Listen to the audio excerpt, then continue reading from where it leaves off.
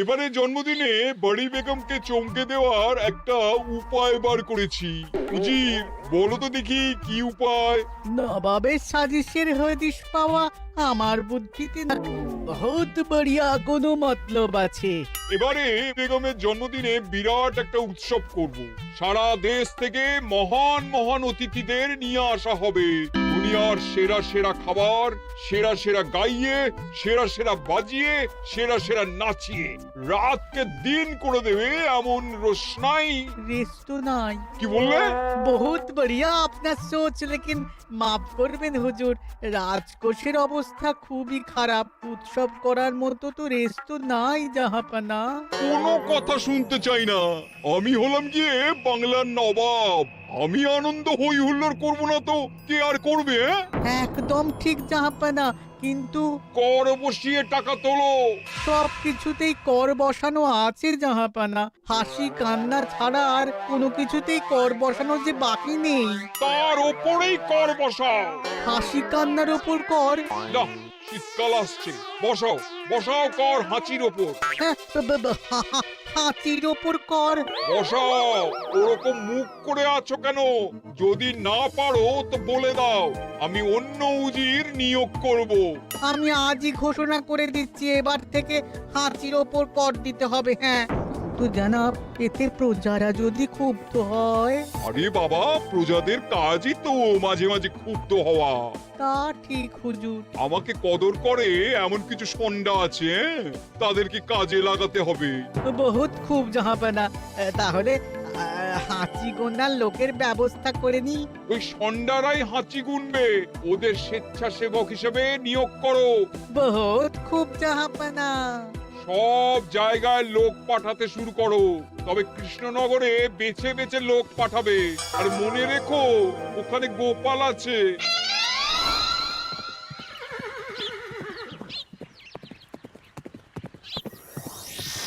সব জায়গায় কর আদায়কারী পাঠিয়ে দেওয়া হয়েছে জাহাপানা।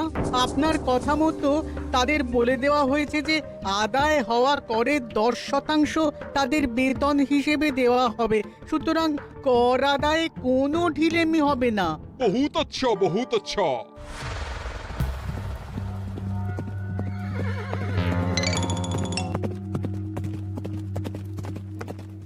হ্যাঁ, তুমি ঠিক পড়েছো তো মন্ত্রী? হাঁচির উপরে কর? বলেন তো, আর একবার পড়ছি মহারাজ। আসলে এটা নবাবই মশকরা। আমাদের নবাব যে খুবই রসিক মানুষ তা তো আমরা দেখেছি। বারবার কৃষ্ণনগরের সঙ্গে রসিকতা করতে গিয়ে হাঁড়ি ফেটে রস একেবারে মাখামাখি হয়েছে, আর সারা গায়ে পিঁপড়ে ধরেছে। মস্করা নয়, একদম সত্যি কথা। হাঁচির উপরে কর বসানো হয়েছে, আর আমরা হলাম নবাবের খাস হাঁচি গোনার দল। আমরা এই কৃষ্ণনগরে থিতু হয়ে বসলাম বটে। এবারে হাঁচি গুনবো আর মোহর আদায় করব। গোপাল, তুমি কি বলো? সর্দার, তোমাদের এখানে আসা একেবারেই লোকসান হয়েছে। কেন মশাই? আচ্ছা, আপনি গোপাল? না না, আপনার কোনো কথাই শুনবো না। আমাদের বই বই করে বলে দেওয়া হয়েছে, গোপাল হইতে সাবধান। সর্দার, আমি তোমাকে সাবধান হতেই বলছিলাম। হাঁচি ধরতে গেলে তোমাদের খুব সতর্ক থাকতে হবে, কারণ এই কৃষ্ণনগরের বাসিন্দাদের শরীর স্বাস্থ্য এত ভালো যে এখানে কেউ হাঁচে না, কাশে না, ঢেকুর তোলে না, ইয়ে করে না। বলেন কি মশাই? এটা তো নবাবকে জানাতে হচ্ছে। যাও যাও, এক্ষুনি মুর্শিদাবাদে ফিরে গিয়ে নবাবকে জানাও। ওরে, কেউ এদের যাওয়ার ব্যবস্থা করে দে। ওই তো হেঁচেছে। হাঁচি এক, পুরো এক মোহর। হাঁচি দুই, দুই মোহর। আরে, এটা তো হাঁচির বাচ্চা, এটা তো ধরলে চলবে না। কেন? হাঁচি হলেই তো হলো। কি করব সর্দার, লিখবো? দেখ, একবার গুনে যখন ফেলেছি পুরো ছাড়তে পারবো না। আধমোহর লেখ। এটা কাশি, কাশিতে কোনো করের কথা নেই। লেখ লেখ লেখ লেখ লেখ। হাঁচি তিন, পুরো এক মোহর। হাঁচি চার,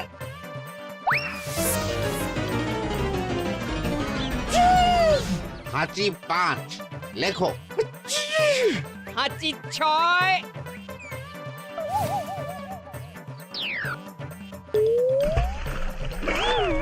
যা যা কি রে, শুনেছিলাম কৃষ্ণনগরের মন্ত্রীটা মাথা মোটা, প্রমাণ হয়ে গেল।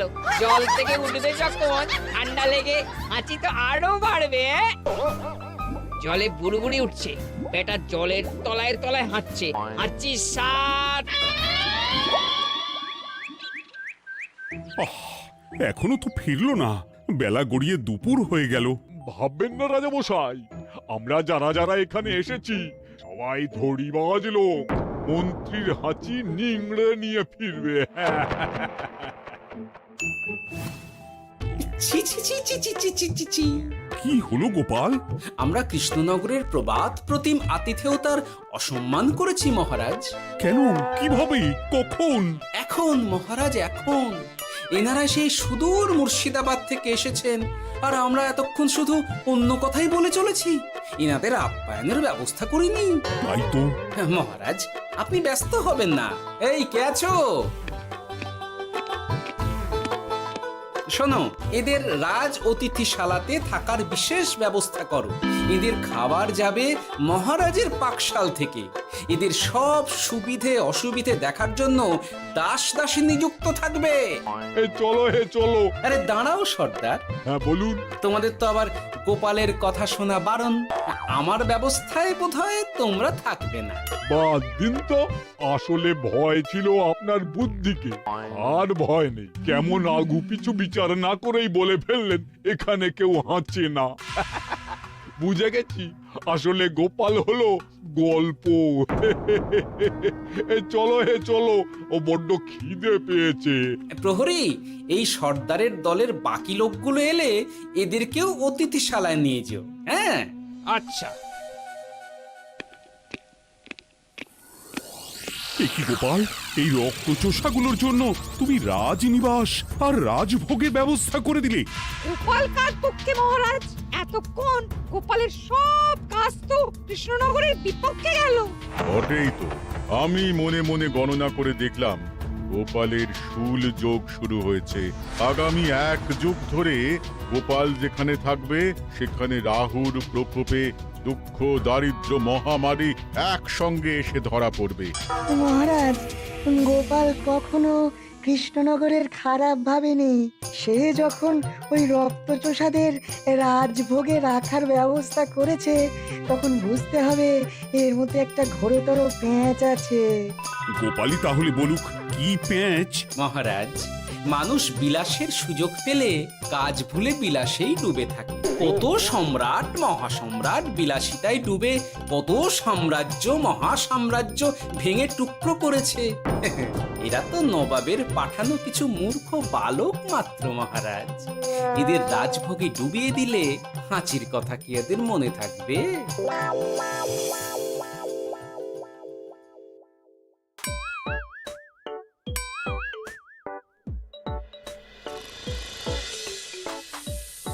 কি ব্যবস্থাপনা সব ঠিক আছে তো? হ্যাঁ, খাসা ব্যবস্থা হয়েছে। আপনারা আমাদের অতিথি বলে কথা, আরাম করুন।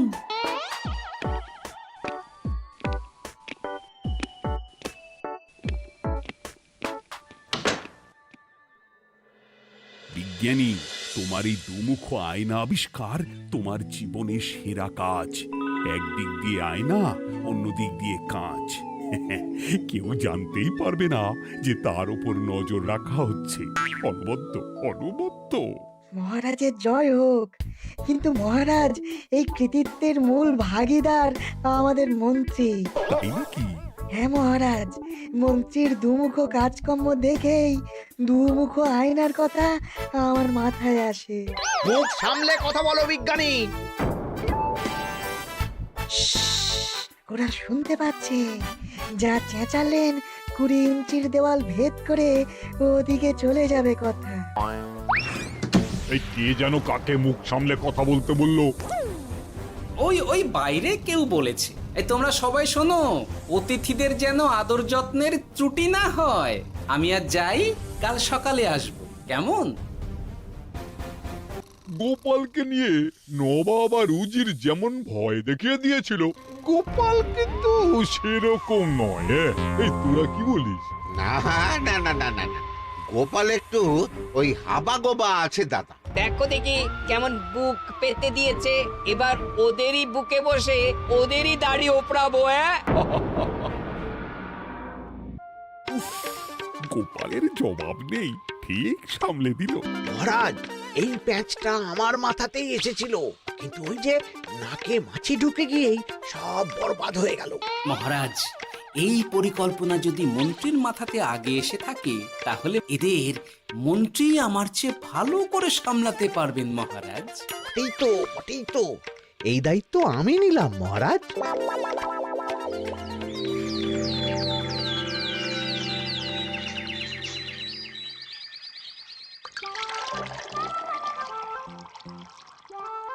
আহা, সকালে ঘুম থেকে উঠে এই রকম বেলের পানা যেন স্বর্গের অমৃত।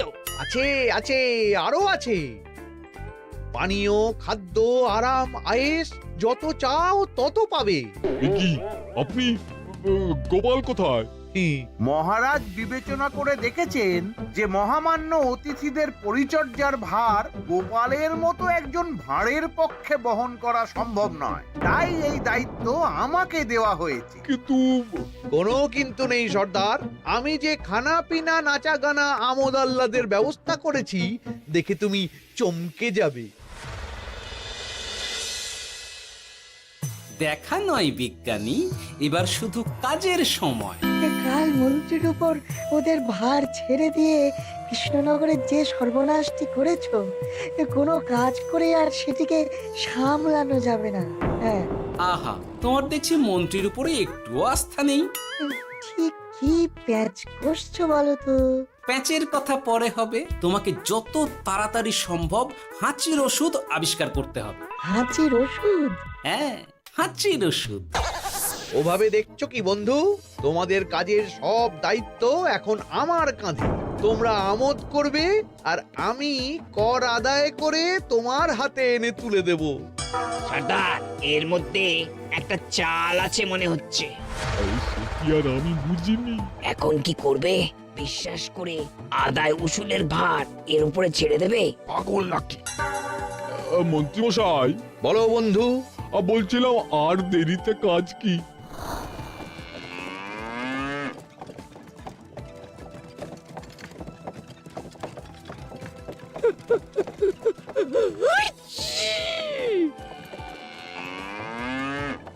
মন্ত্রী, লেখো হাঁচি এক।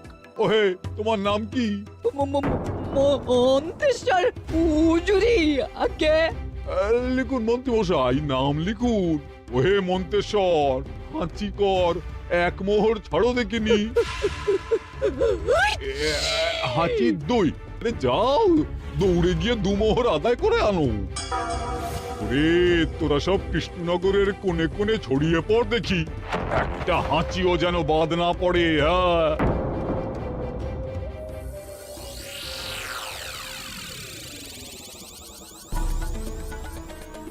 এটা হুজুরে আলাক বর্ধমান, খাম্বাত এবং কৃষ্ণনগর থেকে। চমৎকার চমৎকার। তাহলে গোপাল কিছু করতে পারেনি, আমাদের যুব শক্তি কৃষ্ণনগরকে পুরো নিংড়ে নিয়ে আসছে। মহারাজ কৃষ্ণচন্দ্রের একটা আবেদন আছে জানাব। এই হাঁচি করের 30% যদি ওই রাজ্যকে দেওয়া যায়, তাহলে আদায় উসুল আরো ভালো হবে। ওরা বলেছে যে আপনি যদি 30% দেন, তাহলে কর আদায় একেবারে জান লড়িয়ে দেবে। মঞ্জুর মঞ্জুর। আর একটা আর্জি আছে হুজুর, কৃষ্ণচন্দ্র কদিন বাদে নবাবকে কৃষ্ণনগরে আমন্ত্রণ জানিয়েছে। কেন? কৃষ্ণনগরের নবাব এবং তার উন্নয়ন উপলক্ষে এক মহোৎসব হবে। সেই সঙ্গে শহরে থাকা ইংরেজদের কাছেও নবাবের সৈন্য বলের এবং নবাব ও কৃষ্ণনগরের মধ্যে পারস্পরিক ভ্রাতৃত্বের সম্পর্কের বার্তাও পৌঁছে দেয়া যাবে। নবাবের অধীনস্থ রাজারা নবাবের শত্রু, এই রকম একটা ধারণা থেকে ইংরেজরা ইদানিং বেপরোয়া হয়ে উঠেছে, তাতে লাগাম উঠবে। বহুত খুব, মঞ্জুর মঞ্জুর মঞ্জুর।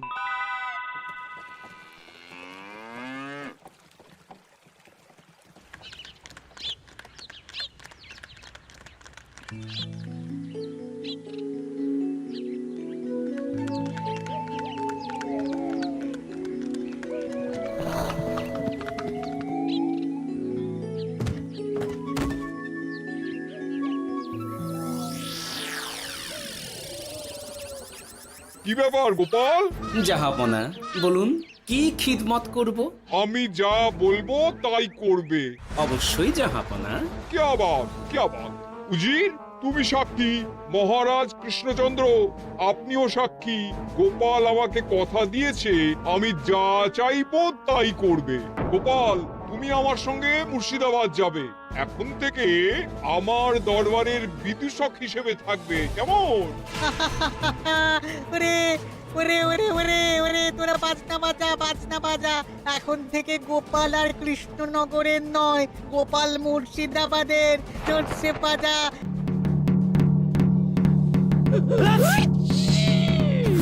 কি হলো? হুজুর, মনে হচ্ছে আপনার সৈন্যদল হাঁটছে। হ্যাঁ?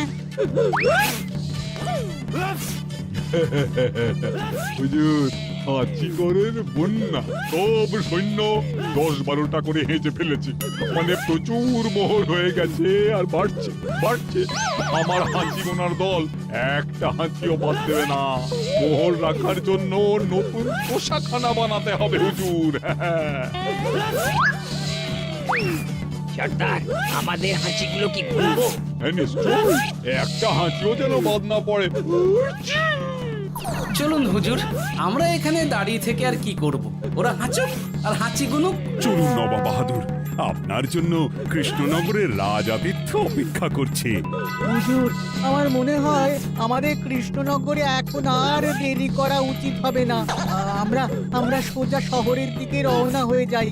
শহরের ইংরেজদের শিক্ষা দিয়ে ফেরার পথে আমরা কৃষ্ণনগরের আতিথ্য গ্রহণ করব। সে কি মহারাজ, নবাবের মতো কর্তব্যপরায়ণ ইনসানকে তার কর্তব্য পালনে বাধা দেবেন না। আমরা ওনার শহর থেকে ফেরার অপেক্ষায় থাকব। ঠিক, আমার এক্ষুনি শহরে যাওয়ার দরকার। ইংরেজরা সব নিয়ম কানুন ভেঙে চুরে যা ইচ্ছে তাই করতে আরম্ভ করেছে। বুঝি, সৈন্যদের ডাক দাও, চলো রওনা হই। কিন্তু জাহাপনা, আপনার সৈন্যদের থেকে পাওনা মোহরগুলো এতক্ষণে যা হেঁচেছে, লাখখানেক মোহর তো হয়েই গেছে। ওটা আমরা নিজেদের মধ্যে বুঝে নেব।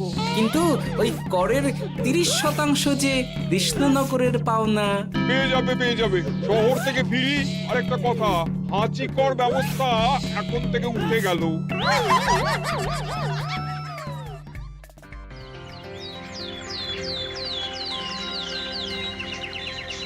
মহারাজ, কিভাবে গোপাল ভাঁড় মহাশয় নবাবের উন্মাদের মতো জারি করা ওই হাঁচিকর থেকে আমাদের সকলকে রক্ষা করেছেন তা আমরা সকলেই জানি।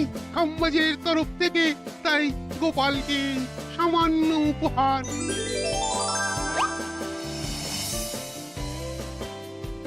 ওহ গোপাল, সত্যি তোমার জবাব নেই।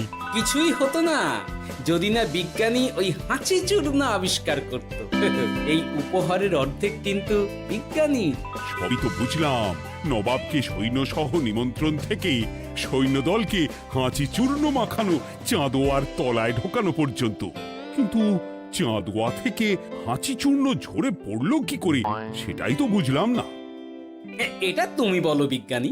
শব্দের বাতাসে কম্পন তৈরি হয়। গোপালের হাততালিতে আমার ঘরের শাড়ি থেকে হাঁচির জন্য ঝরে পড়েছিল। এখানে চাঁদোয়া থেকে ঝরে পড়েছিল বাজনার শব্দে।